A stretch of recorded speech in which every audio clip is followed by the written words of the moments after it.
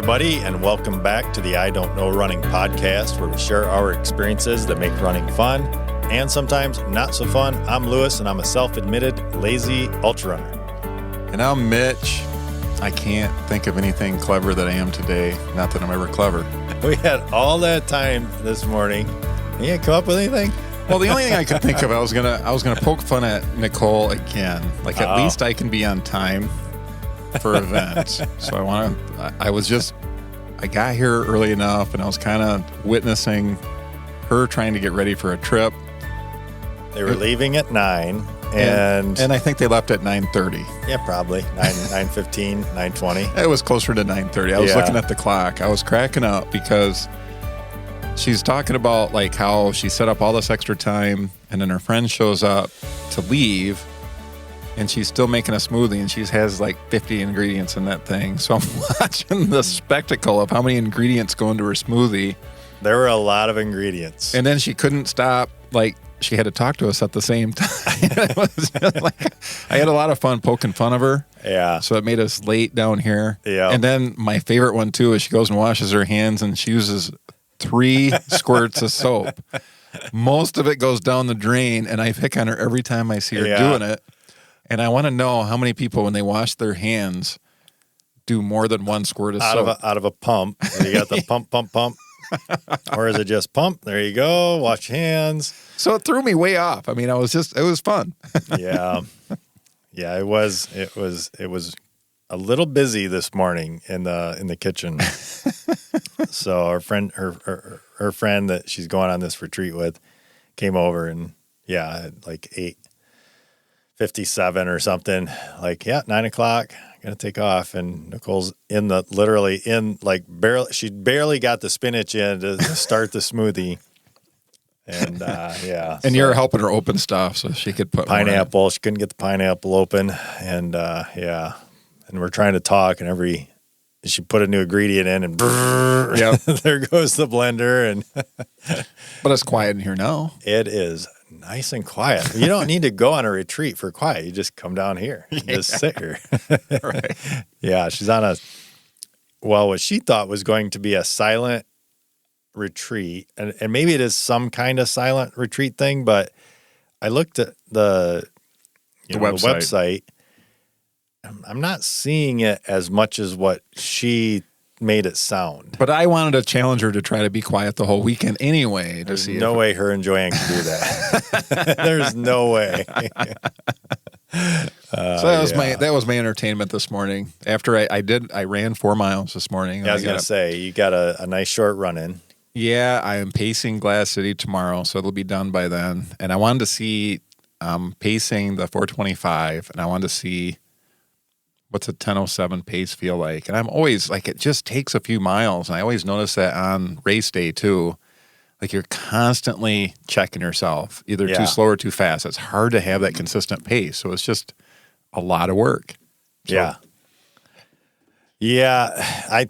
I hope everything goes well for you. I know you've had the back issue creeping up again. It seems to have subsided. It has. I've been in and getting it worked on, like at least a chiropractor, and I've been taking rest days, and I've been building back up. And then, so I want to see, because this is the first race after that little setback, and it's just pacing. I shouldn't say just pacing; it's still the distance. Yeah, but you're not going.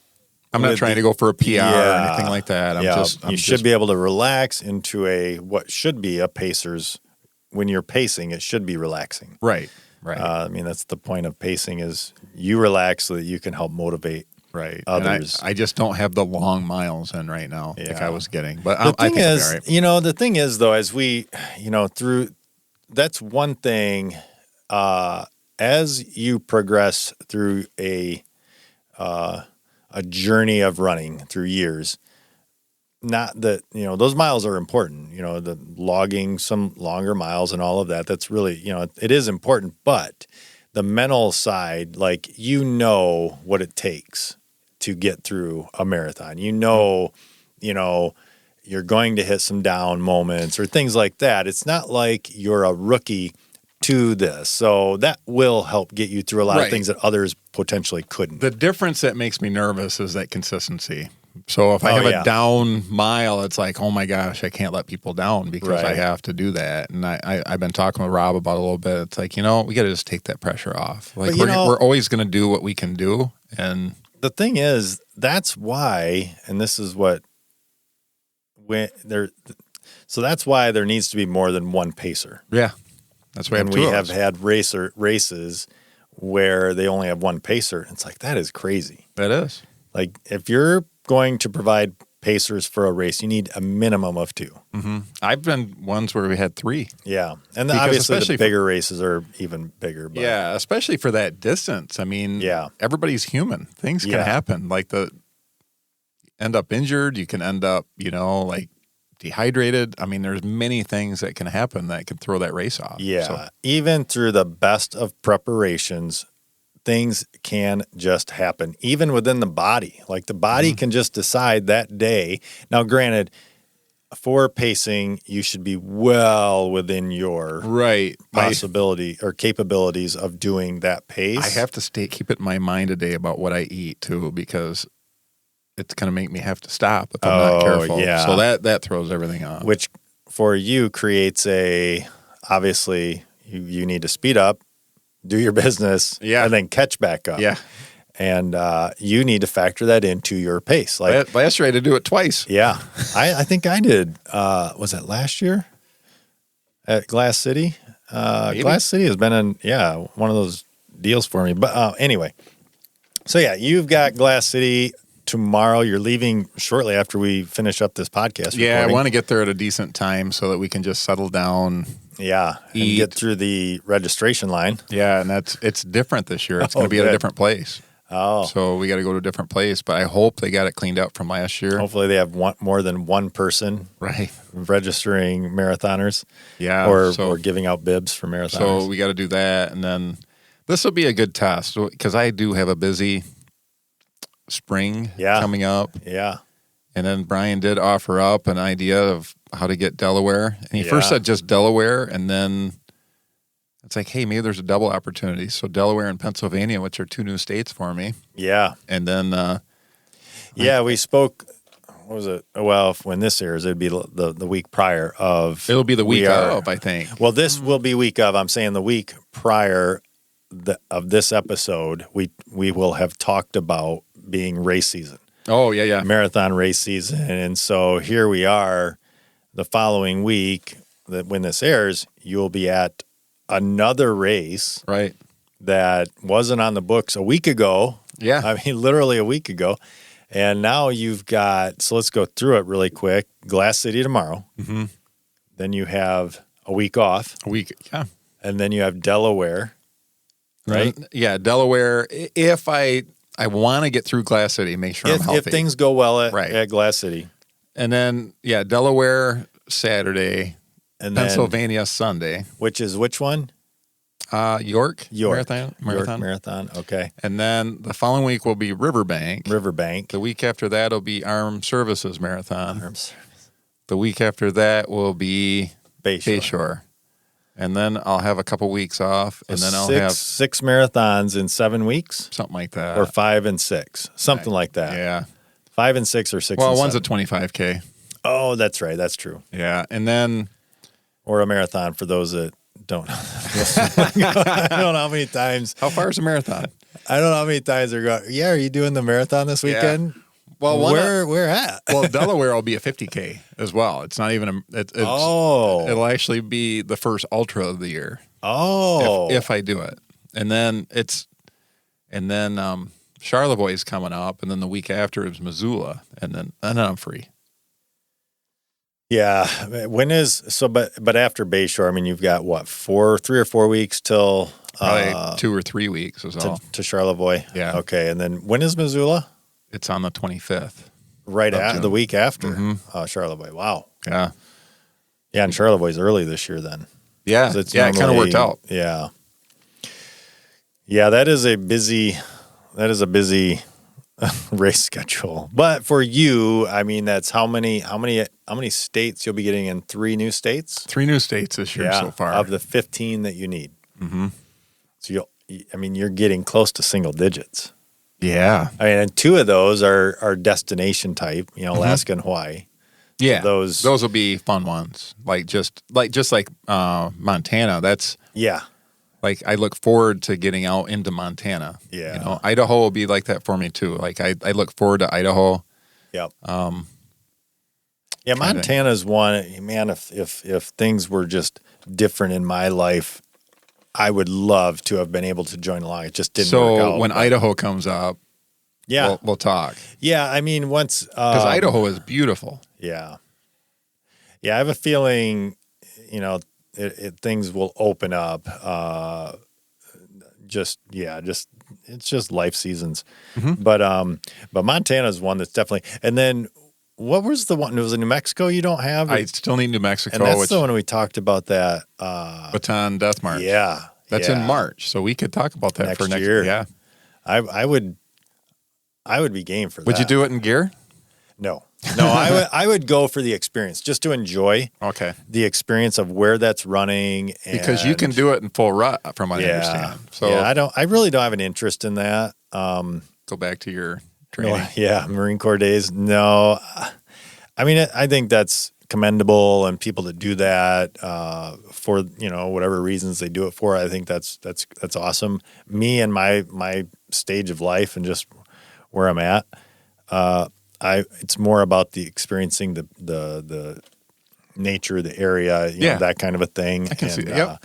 The other one that I thought you brought up to me was running through an Indian reservation or something like that. What was that one? That just came up because it's the only way you can go through that. That's the only way you can do that, and that's Is that New Mexico also or Arizona? I think that's Arizona. Okay, it's like it would be northeast Arizona. It seems like when I was looking at the map, I was just looking at it yesterday. It's the weirdest thing, and I've got a race in Arizona already. When is that? What time of year? I can't remember right now. I'd have to look at it, but it's Mount DeChelly or something like that. But it's the only way you can see that area is to do that race. It's a 55K. If you are not part of the Indian tribe. Right. Yeah. Right. Yeah. So, and I remember looking it up when you shared it. I'm like, holy smokes, this place is beautiful. Yeah. It's amazing. Yeah. So, I mean, again, I want to get 50 states, but I want to do things that excite me at the same time too. And that would be one. That would be... Well, I'm going back to Arizona this at the end, in the middle of the summer, really in August with my daughter. So just not going there for a race, just going out there because I love Arizona. Yeah. Yeah, Arizona's a place, man, I would love to. I think I've mentioned before, that would be a retirement place for me. Me too. Just go there and it's, Yeah. And in a lot of places too. It's not like just Phoenix, there's... I wouldn't want to be in Phoenix, too hot for me, but anywhere north. Yeah, see, that's one of the things I like, the dry heat out there. I know, but not 115.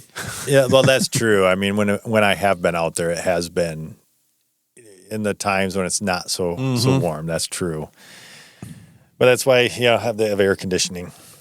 But well, they treat summer like we do winter here. Yeah, stay inside. Yep. But... Well, let's jump into a recap of Boston Marathon. Yeah. Boston Marathon was this last Monday. Yeah.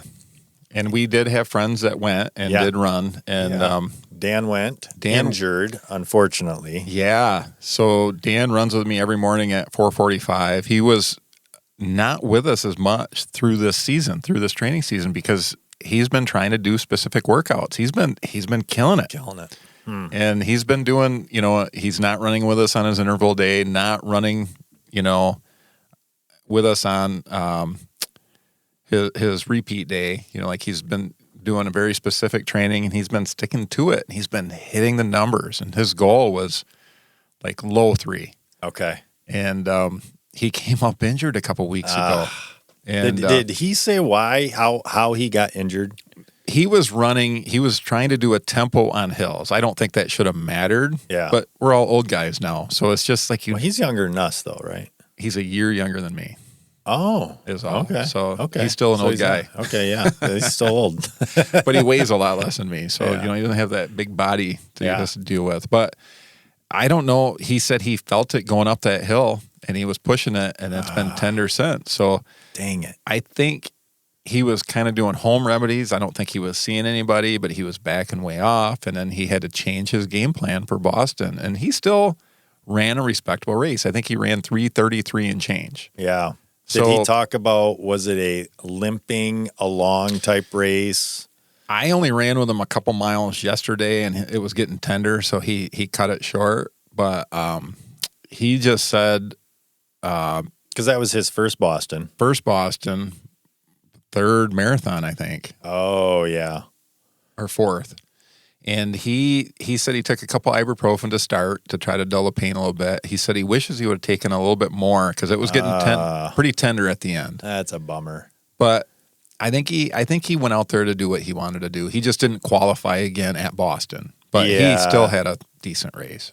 And I guess that would be the fun thing to just, it would have been fun to have him on.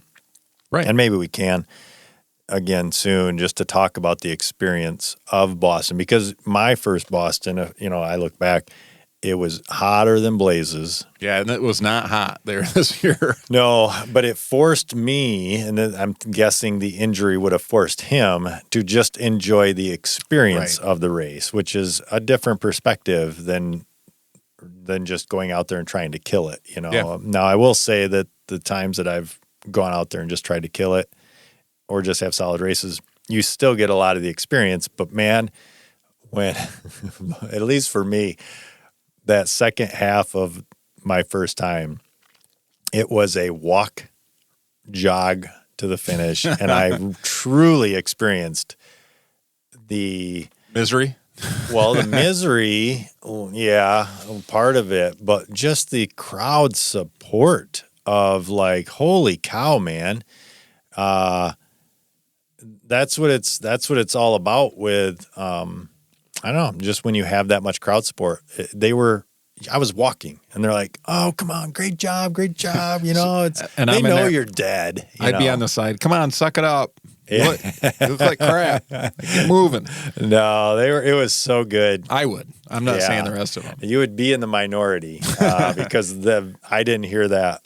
You weren't listening for it. Somebody was doing might it. not have been, but it was neat to be able to experience it like that, and so, but yeah, it was fun.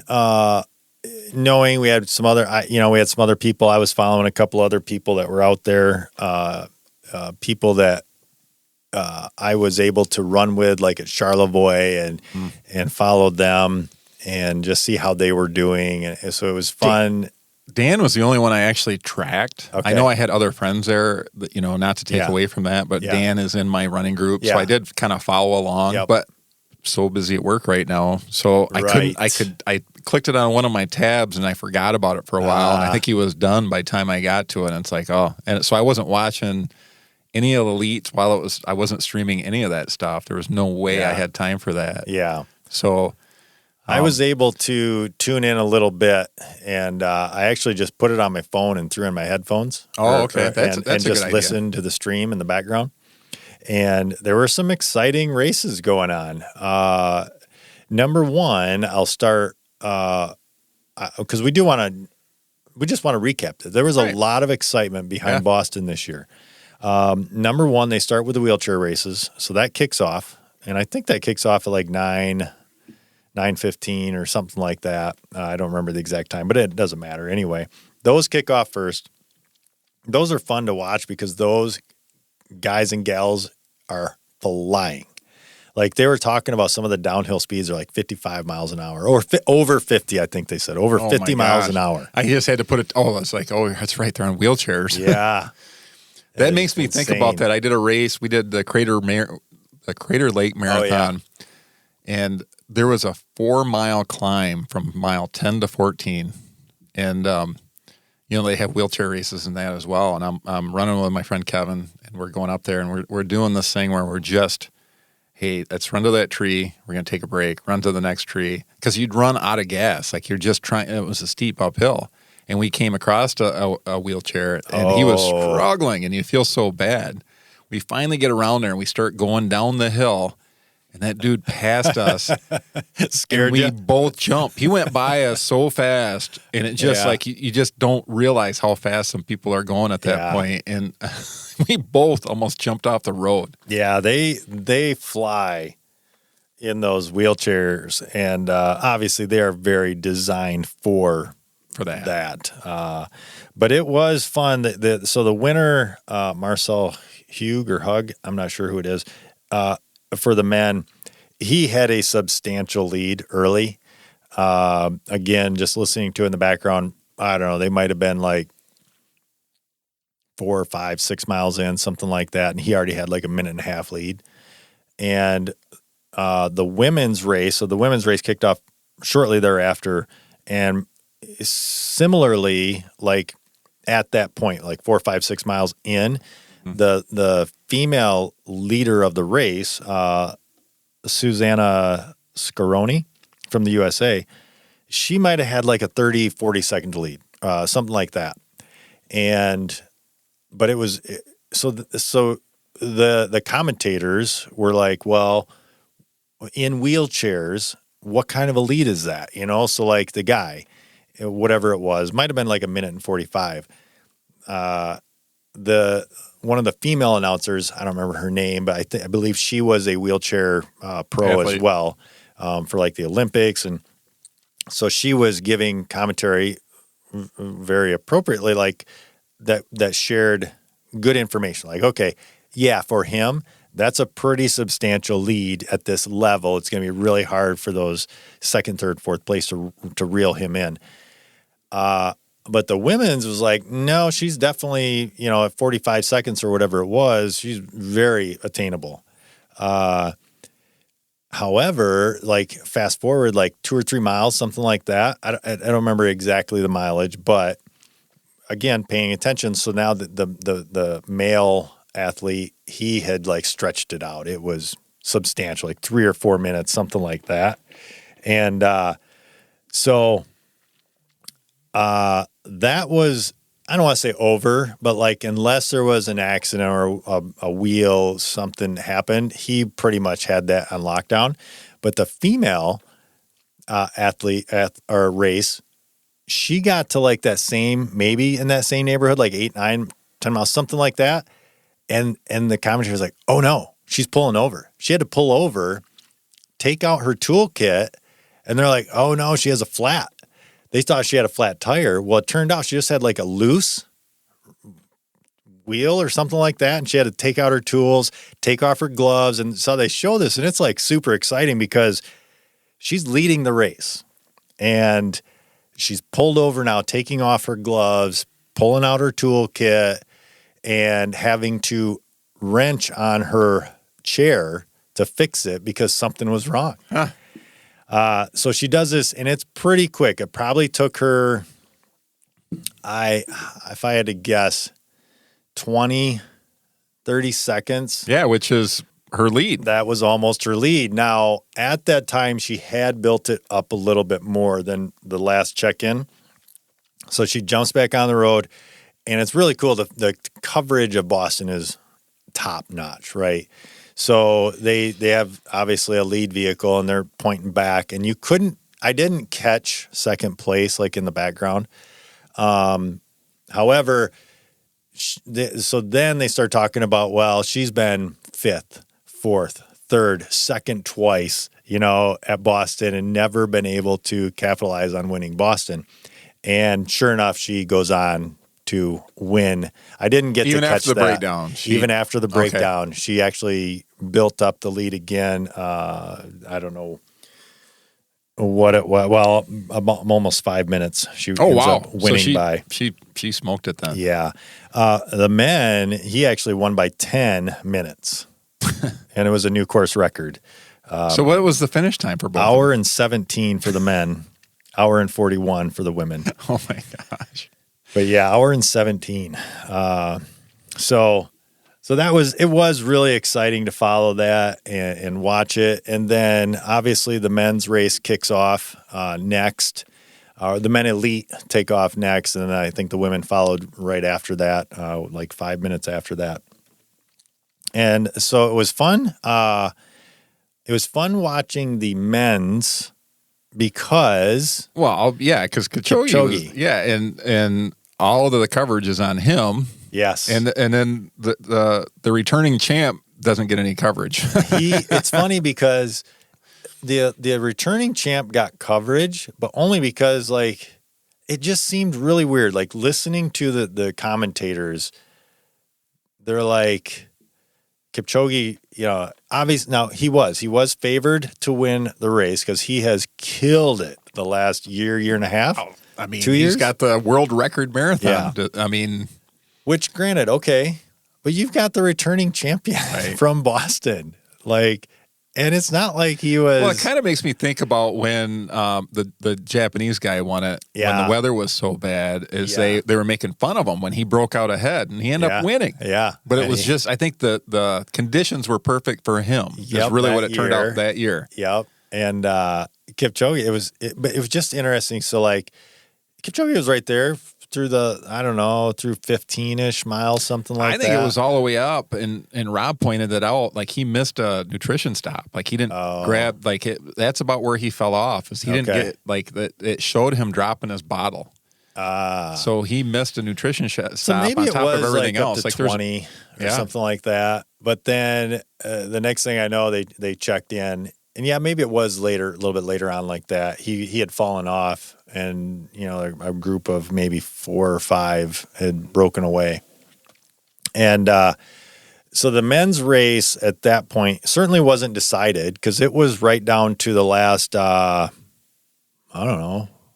Well, what was the first and second? Wasn't that far apart.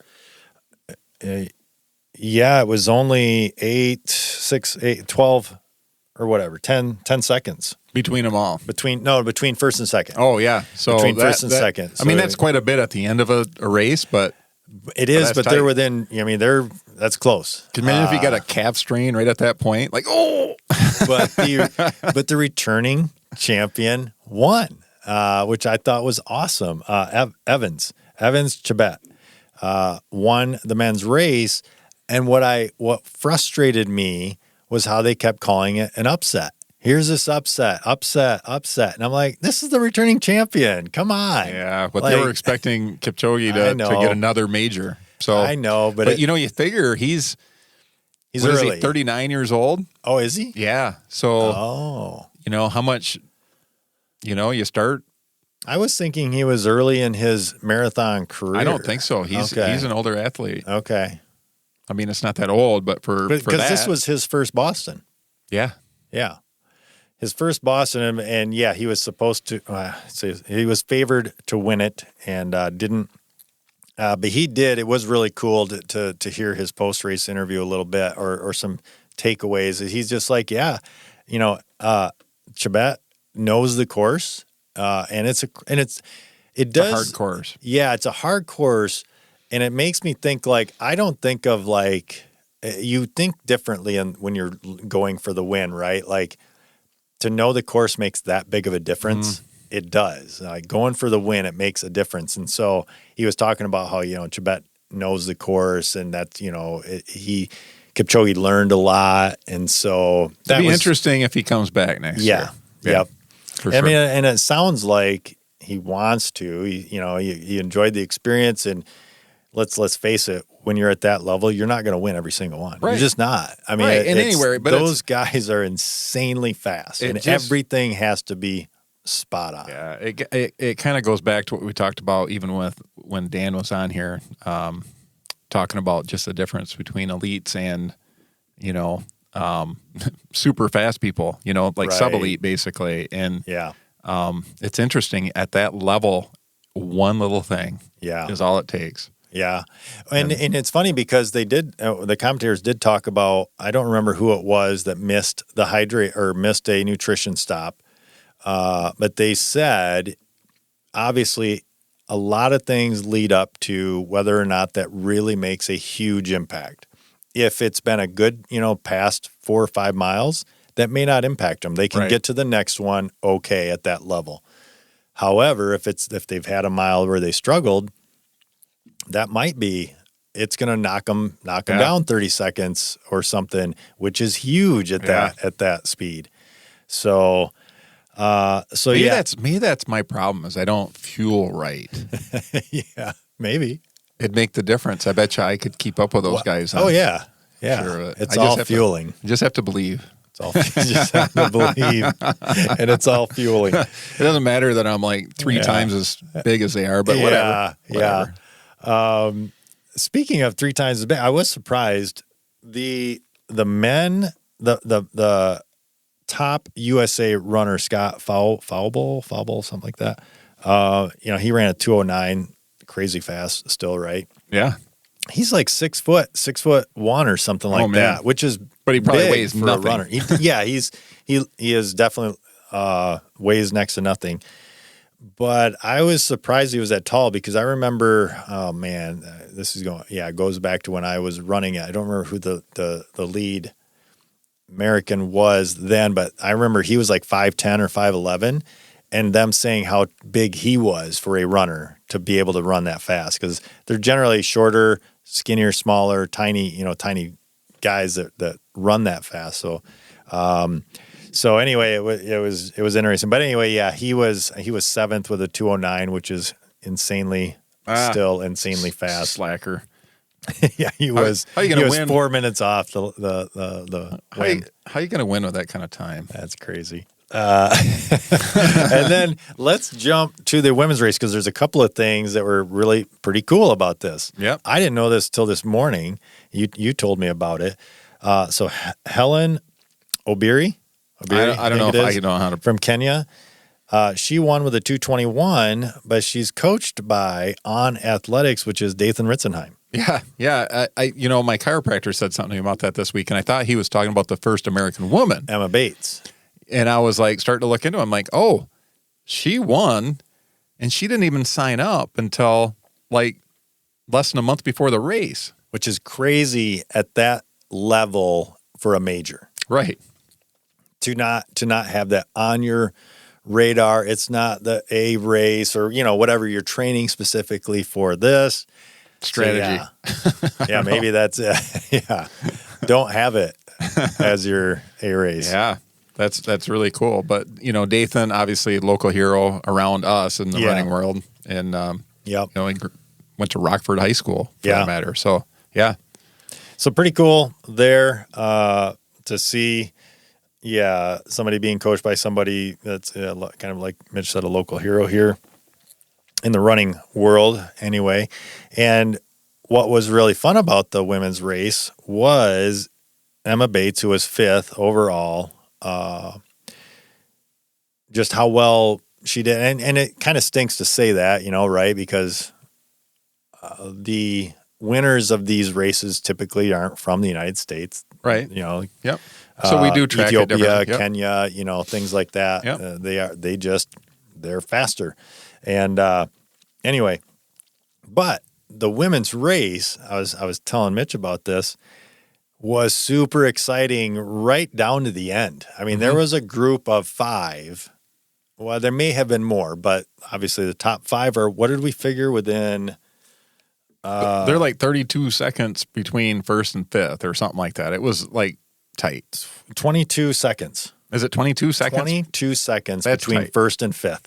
That's crazy. That's all coming in together. 40, 20, 30, 32 seconds. Yeah, 32 seconds. Not good with math. 32 seconds. Yeah, 30. Well, that opens it right up. It's a blowout. Oh my gosh, that's a blowout. 22, that's close, but 32, that's a blowout. Anyway, no, it was really fun watching that race, pulling for Emma Bates, obviously. And if I remember right, she's very early in her marathon career. So the last American woman to win, I think, was Des, right? And that was that same year that was a nasty weather. Yes. And I think that the conditions dictated. Yeah.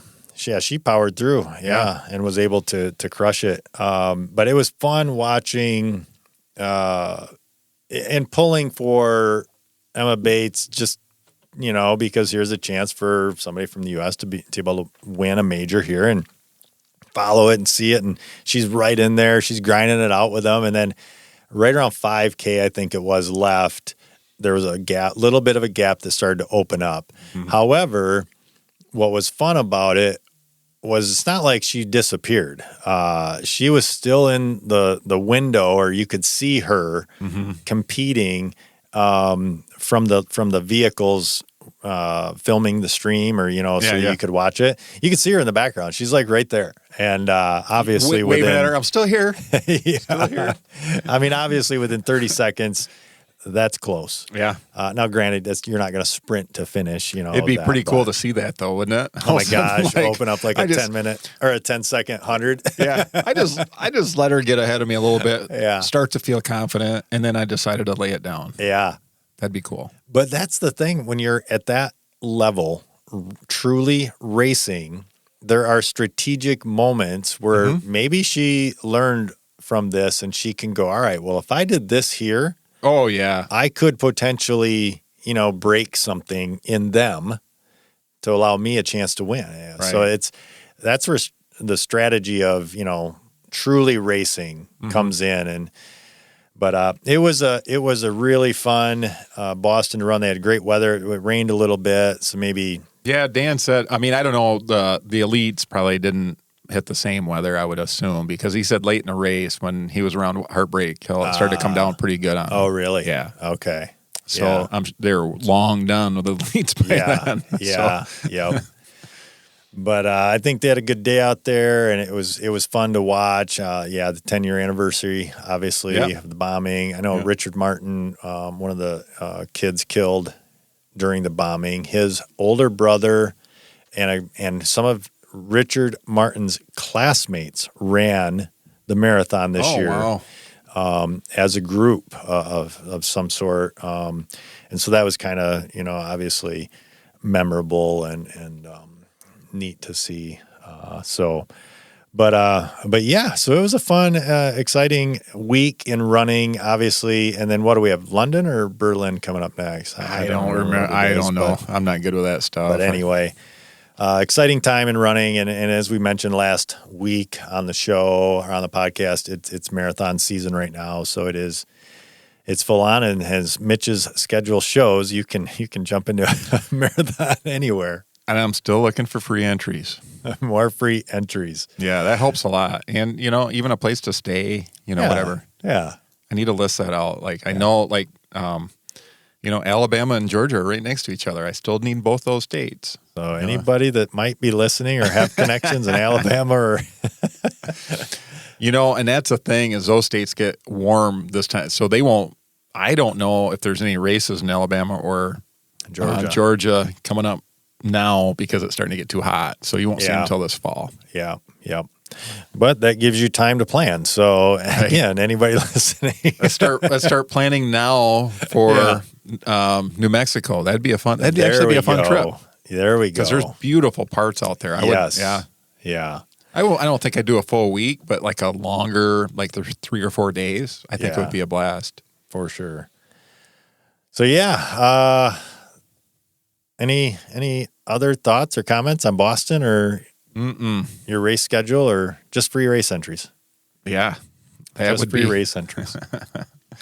But yeah, that's going to wrap up this week's episode. We just wanted to talk about exciting things in running, and obviously Boston is exciting things in running. So. There's a lot of people that's all they even know about running. Yeah, and that's true. Yeah, have you run Boston? That always makes me laugh. It's like that's not why that's one day a year. Yeah, but any major. It is exciting. It is exciting for sure. But for some reason, everybody knows what Boston is. And when you talk about stuff like that, it's iconic. It's for sure. It is. But there are so many beautiful races out there that it's not about winning necessarily. No, and I like those, like Crater Lake, talking about that. I got to run around Crater Lake, and I'm not trying to kill it. I'm looking at the scenery. Taking it in. Taking it in. Yep. But yeah, go to Facebook, leave us a comment, tell us about, I don't know, if you had an awesome experience at Boston or your favorite race or something like that. But yeah, shoot us an email at idon'tknowrunning@gmail.com. Check us out on YouTube now, obviously, and like us, follow us, subscribe there. Throw that on and just listen in the background, whatever, or don't. Just listen on the podcast. We found out this morning talking to Joanne, that's her pizza delivery thing she does or something like that. She just listens to podcasts. And so thank you for listening, Joanne. Appreciate that. And yeah, with that, that's going to wrap up this week's episode of the I Don't Know Running podcast. Be sure to tune in next time as we share more about what we just don't know. Until then, send me free race entries and happy running. Happy running.